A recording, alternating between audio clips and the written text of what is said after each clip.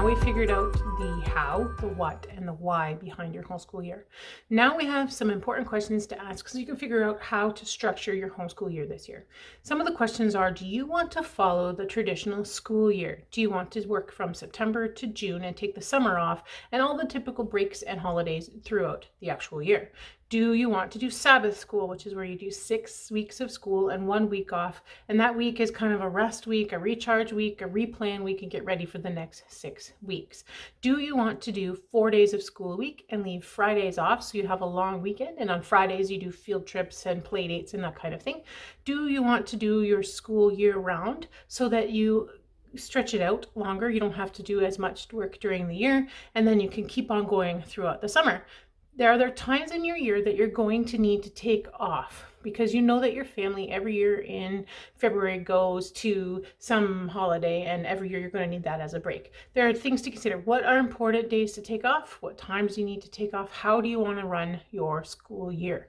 The goal of this planning your homeschool year step is to break it down into smaller chunks so that you know what you're going to do and when.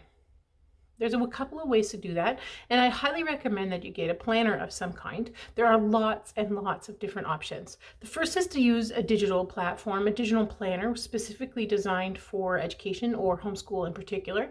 For example, there's ones called Homeschool Planet, there's Homeschool Panda, there is Homeschool Tracker, and one called Planbook, which is designed for teachers but can be adapted to homeschool as well. Those are some digital options where you log in to a website, you put in all the information for the classes that you're going to teach on what day and get it all structured. You can drag and drop and move things around, that kind of thing. So those are some digital options.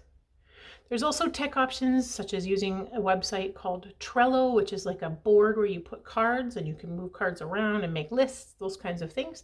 And Evernote, which you can make forms for and be able to share with other people as well. So those are some options that are digital and tech. If you're tech savvy at all and you want to do it that way, you can absolutely do it that way.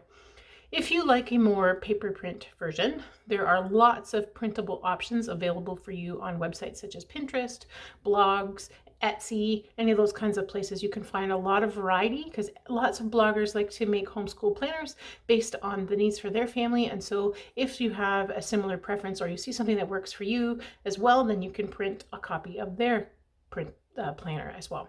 There are actual print books that you can buy. They usually have teacher guides, like teacher lesson planners. If you go to websites such as Scholar's Choice, you can find teacher lesson books that you can use and adapt for your homeschool as well.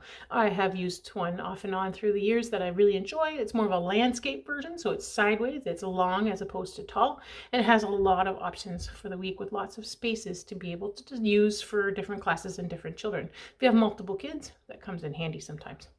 Of course, you can just fall back on the do-it-yourself method. Use a spiral notebook, use a notebook, use a piece of paper, whatever works for you. You just write down the plan for the day, check it off as you complete things go. Now, some of the tips I'm going to tell you, and this is a big one, is don't write on Tuesday, September the 3rd, we're going to do this. And on Wednesday, September the 4th, we're going to do this. Instead, write day 1 and day 2. Because having an actual date on a plan makes it so that if you fail, if something comes up, say someone got sick or whatever, you can't do the work for that day, it makes you feel a little bit stressed out to see that you are doing something from not this current day. And then you feel behind, you feel the pressure, it feels stressing out. You're more likely to, snap at the kids for not helping catch up on time. I found that if I have that pressure and that stress of feeling like I'm behind the schedule, then I take it out on the kids.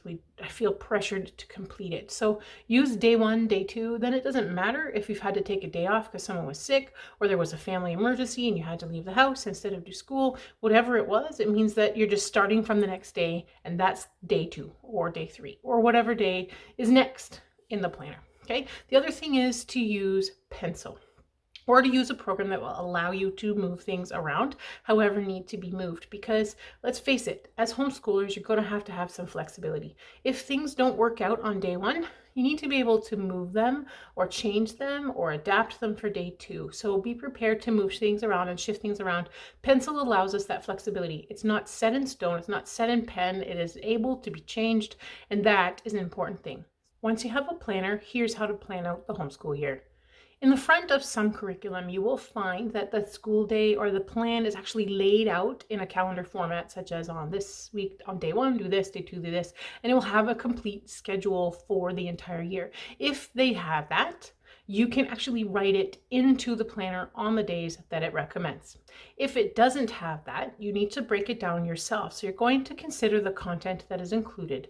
A typical school year is about 36 weeks, 35 to 36 weeks. So you can take the content that's in there, break it down into 36 weeks, and then break it down into little chunks per week or however you're planning to do it. Then once you have an idea of what you're going to do when, plop it into the calendar and you're set to go. If you do this with all the curriculum and all the resources that you're going to use during the year, you have a complete plan ready to go. Now, if planners stress you out, I have something else to add here. I want you to understand that planners are just a tool. They are not a ball and chain. They are not life and death. They are not the be all and end all. If planners are not working for you, here is the best tip I've ever heard. Just do the next thing. Most of the time when we use curriculum, we tend to follow the plan. So there is a book, or there's a resource, or there's something that you need or can use to be able to follow along.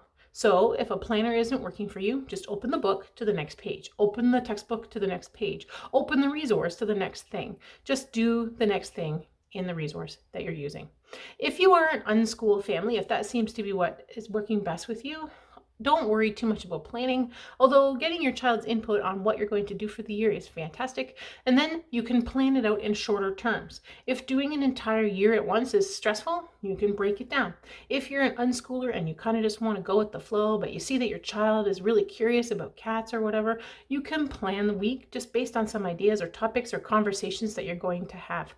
Another idea, which doesn't involve planning but is more about retrospect, is you can get a notebook and write down what you've done every day. So what you can do is at the end of the day, sit down and think, okay, we did this and we cooked some cookies today and we visited an animal shelter and we did some math. So write down what you've completed. Instead of planning ahead, it's looking back in retrospect on what you've done for the day. That way you still have a record and you're able to show what you've learned through the day if that's important to you. Your action step for this particular topic is to go ahead and find a planner. Look for something that will work for you, something that you feel comfortable with, and then start putting in all the resources that you're planning to use this year.